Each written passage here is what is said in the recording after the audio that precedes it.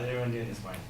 Alright, so the other day I was at the beach with a group of friends, and this one girl asked us, like, how are waves created? Because we were all watching the waves.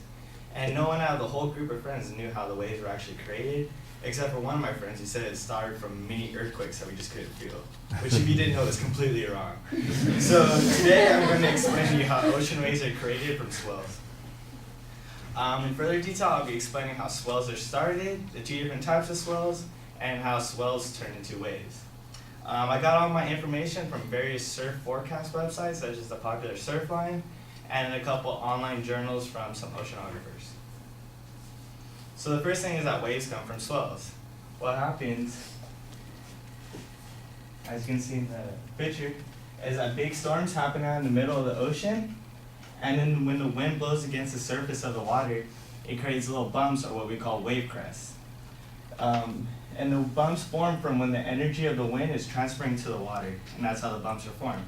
Although you can see the bumps on the top of the water, most of the energy is considered at towards the, like a couple meters down from the wave, further deeper in the water. There's two different types of swells. There's long period swells and there's short period swells. The difference between them is how much time there is between each wave crest. The standard time is 14 seconds. So if it's shorter than 14 seconds between waves, it's considered a short period swell, and if it's more than 14 seconds, it's a long period swell. The difference with the origination, how they originate, is that long period swells usually come from out in the middle of the ocean, like this one would be a long period swell since we're in California. And then the thing is, since it's traveling such a great distance, they tend to spread out from each other.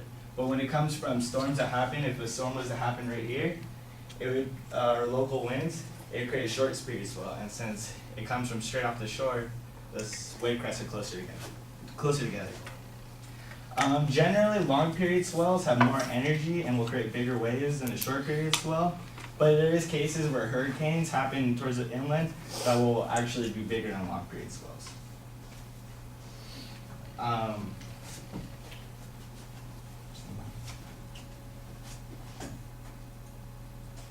Alright, as the swell approaches shore, it starts to turn into a wave. What happens is that the energy starts traveling towards a shallower surface, such as this, and since all the energy lays beneath the wave crest, it is reflected upwards towards the surface, and then that increases the wave crest height until the wave builds up, and then it gets too top heavy and crashes over.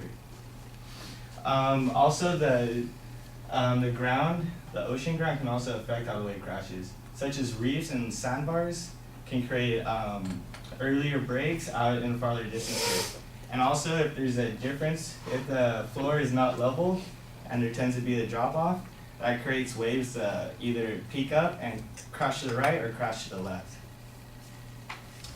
One of the biggest examples of a perfect wave would be in Hawaii. This is called Pipeline Hawaii, and this is set up on a big reef out on the north shore of Hawaii.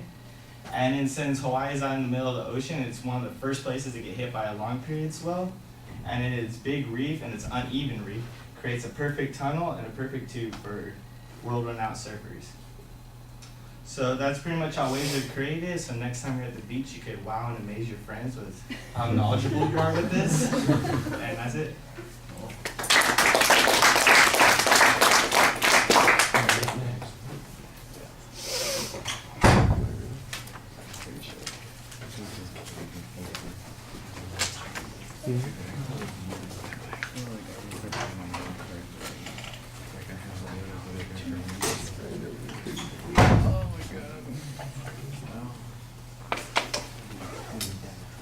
All right, Brianna, what did you think?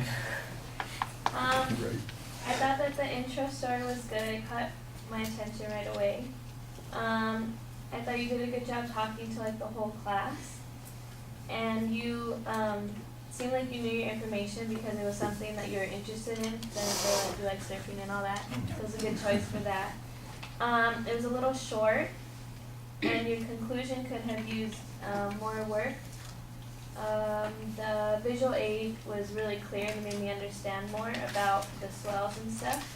And overall, you did a good job.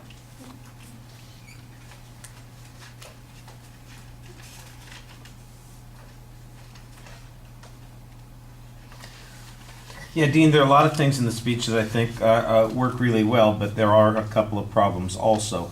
I thought that the question that you talked about, that story about where the waves come from and your friend making up stuff and just telling something, I thought that was a good attention device, and you have a very clear identification of the topic.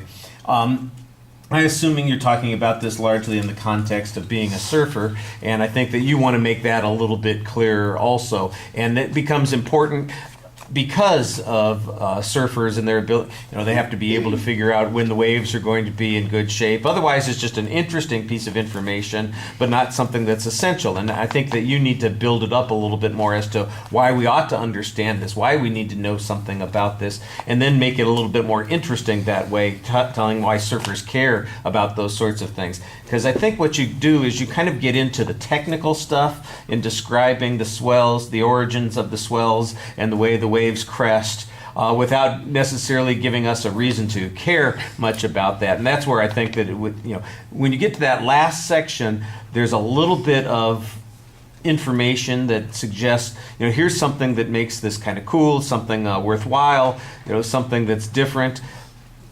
We needed more of that in the rest of the speech. I did think that the visuals were very good. I mean, you picked out a couple of things that illustrated clearly, where the swells come from originally, and then showed us how the swells, the energy in the swells is turned into waves because of the way the stress or the force is forced up by the terrain or the ground under the water. I thought that that was a very clear explanation of what was going on there. Sometimes the terminology starts rushing together, and that's another place where you could use some of those surfer terms, for instance, in explanation. So when you're talking about the shorts and the longs and the amount of time that you're talking about, I'm sure there's some explanation or some example about even surf terminology that talks about those things, and why does it matter if it's longer than 14 seconds? Oh my gosh, it's 16 seconds as opposed to 12 seconds. Why is that important? And how does that affect the way people can do any of those things? It just felt like I got the technical information, but the technical information needs to be a little bit more interesting and a little bit clear. I can tell that you did research on this, and you said that you did research early on, but you're not citing the research during the speech, and you want to make sure to do that also. You have my least favorite exit line, that's all. You got to be a little bit more effective on that. So, I mean, you just come back to that question. And so next time somebody is, and you kind of had something like that, the next time somebody asks you, you can impress them with your big brain and explain to them, that the swells in the ocean cause the force that it then hits the shoreline, which produces the wave crest, and see how impressed they are with you.